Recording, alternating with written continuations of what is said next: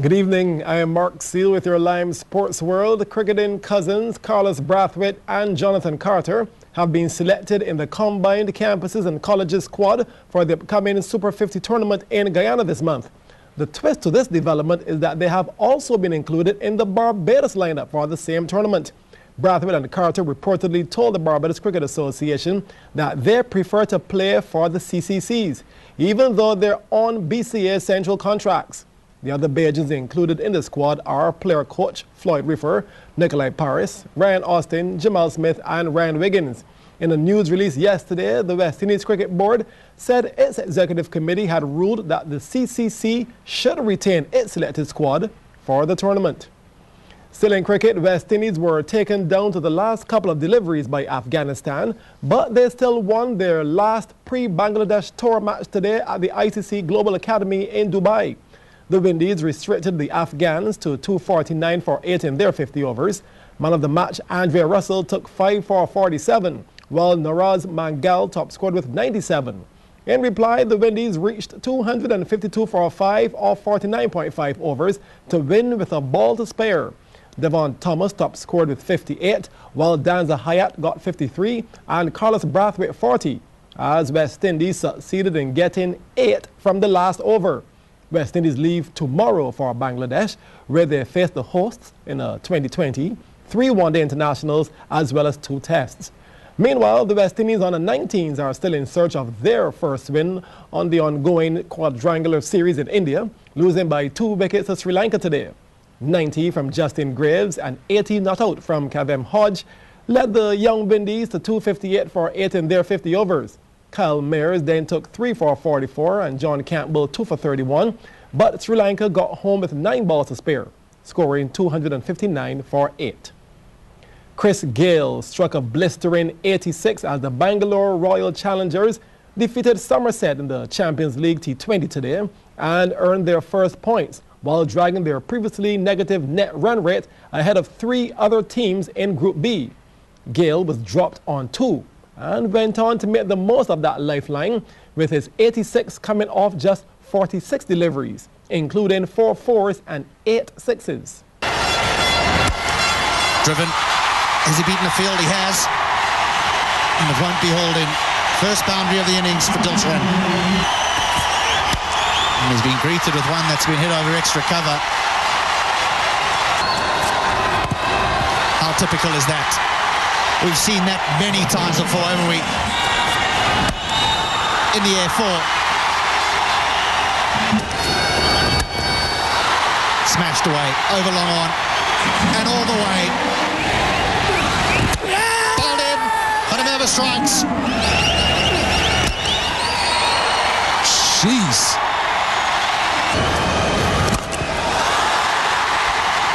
Catch it in the crowd. 29 of 25. As I say that, he launches one for 6. Goes again. This is even bigger. Goes straight again. This is massive. Gayle at his very best. Bowled him. Kirby strikes.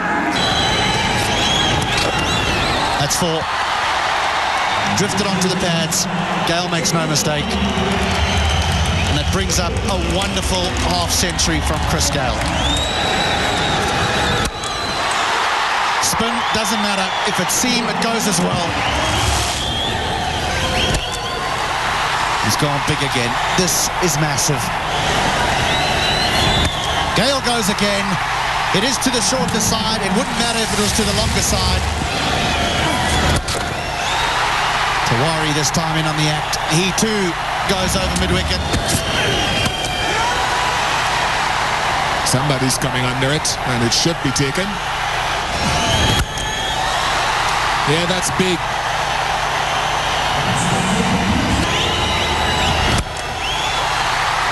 There's one of those 4 shots. Catch it is the cry, and taken. Oh, that should be caught. Supaya's under it again. He hasn't dropped them tonight, and I don't think he'll drop this one.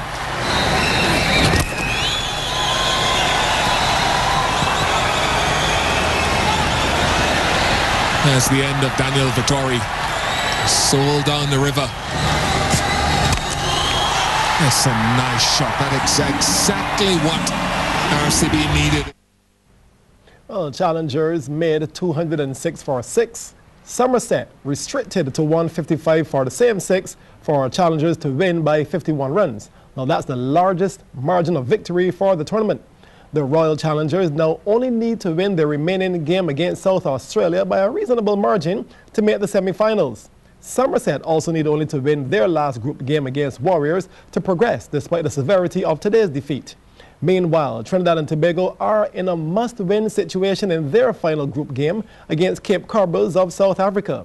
A win tomorrow will put Corbels in the top of Group A and ensure their qualification for the semi-finals. Victory alone will not be enough for TNT though, as they will need Dwayne Bravo and his Chennai Super Kings to beat New South Wales to force a three-way tie for the second place in that group. The Trinidad Cobras game is set for 6:30 a.m., while the Super Kings New South Wales match is at 10:30 a.m. Both of them will be on MTTV's ESPN. We'll take a break here. Come back with volleyball.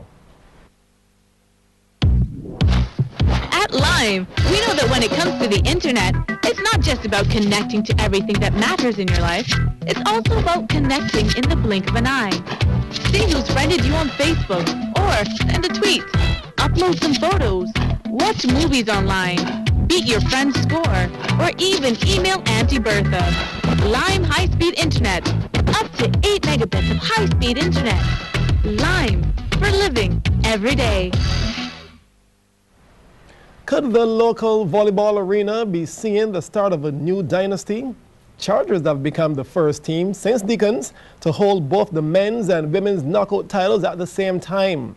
Last night in the finals at the Garfield Sobers Gym, Chargers women defeated Warren's Jaguars to successfully retain their knockout crown and take their 10th overall, while Chargers men dethroned Progressive to claim their first ever knockout title.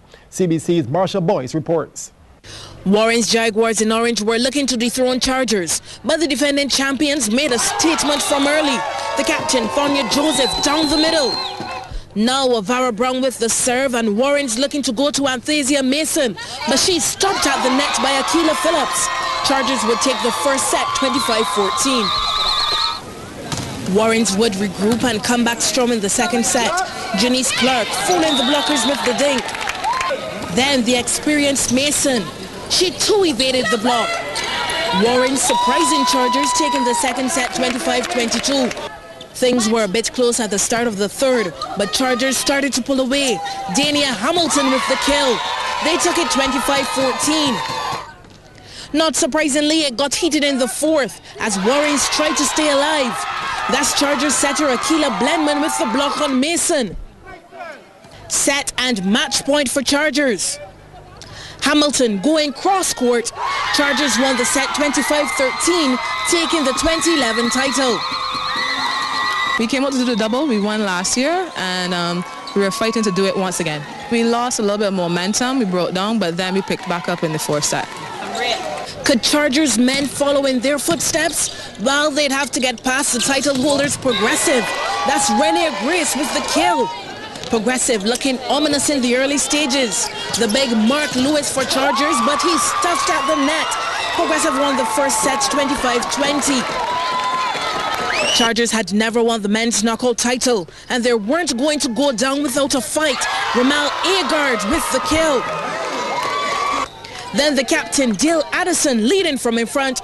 Chargers leveled the game, taking the second set 25-20. Progressive were without the hard-hitting Grace for the third set due to injury. A big blow, but the others stepped up to fill the gap. In his absence, they would still take the set 25-15. Fabian Cox on the outside and down the line for the winner. But more worries for Progressive as Cox goes down with cramp. Progressive leading 2-1. Could they close it out in the fourth? Not with Addison on the attack. Grace came off the bench to see if he could take his side home, but Cox in some trouble again.